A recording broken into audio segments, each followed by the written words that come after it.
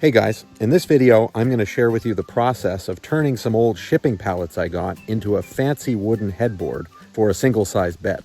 I'm also going to explain why I personally did not find that doing so was worthwhile. I found it was way too much work for the end result, and I'd have to sell this pallet headboard for a whole lot of money to justify the hours and the expertise that I had to put into it. That said, if you want to give pallet furniture a try, feel free to use this video as inspiration. Don't let my negative experience stop you. So let's get into the process of how I did this. So this is what the finished headboard looks like. It's made almost entirely out of pallet wood, apart from a plywood backing piece, which I'll be explaining later in the video.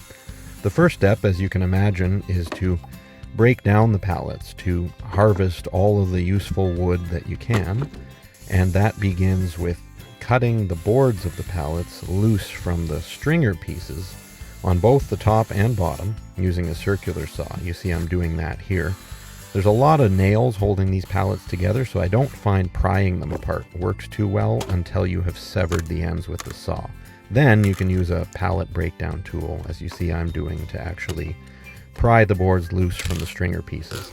Sometimes they break in funny ways and you have to bash off pieces like I'm doing here. And then, of course, removing the nails is the next crucial step. This is extra important because even one nail left behind can really hurt your woodworking tools when you get to that stage. So I had to be very careful about making sure all the nails were gone.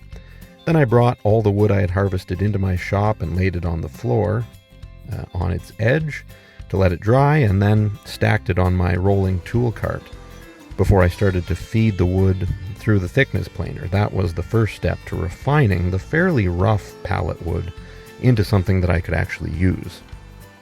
This took a whole lot of passes on the thickness planer before getting the wood to a fairly refined state. Then I continued the refinement process on the edges of each board using the jointer, as you see here, to get the side of each board straight. After that, it was time to rip cut to a certain width, 1.5 inches in the case of this project. I basically reduced all of the boards into 1.5 inch wide strips after planing and jointing them. I placed all the narrow strips in an organized fashion to one side, and then it was time to cut the plywood backing piece of the headboard. I used 3/4 inch sheathing grade plywood since it wasn't going to be visible, and it provided a backdrop for actually arranging the pallet wood, beginning with cutting the narrow strips of wood to 45 degrees on one end. Then I began the headboard assembly in earnest, setting up some guide pieces of wood, dividing the piece of plywood into quarters, and then one at a time, cutting the narrow strips of pallet wood at 45 degrees on each end, and fitting them together in this angular pattern, filling 1/4 of the plywood at a time, applying some glue to each strip, making sure that each 45-degree cut end was flush with where it needed to be, and then using a 23 gauge pin nailer to secure each piece, before repeating the process with gradually changing lengths of pieces of pallet wood until the pattern was complete in one entire quarter. You can see that I'm using a metal yardstick to separate the pieces of pallet wood. This is for visual appeal, to leave a little gap, which I'm going to be filling later, and I'll be explaining that in the video. And this was basically most of the process. A whole lot of repetition of these installations of strips of pallet wood, all the same width, but all different lengths. After I completed work on that first quarter of the headboard, I basically repeated the same process for the other 3/4, moving my guide boards as needed. In this case, I'm removing the final guide board because I no longer need it for this last quarter. The other completed quarters of the headboard act as guides for me. I'm using a carpenter's square and a metal ruler, you can see there, laid along the guide boards to space and position this first strip of pallet wood on the final quarter of the headboard where it needs to be. And then here I am installing the very final piece, a short little piece, which is overhanging the edge of the headboard at the moment, but I'm going to be flushing that up later. But at this point, I have most of the work done, and this is what it looks like. It took a long time, and it was fiddly work, but it's quite an attractive design, which is what I wanted. I wanted to show that you could do a lot of beautiful things using pallet wood, even if it is extremely labor intensive.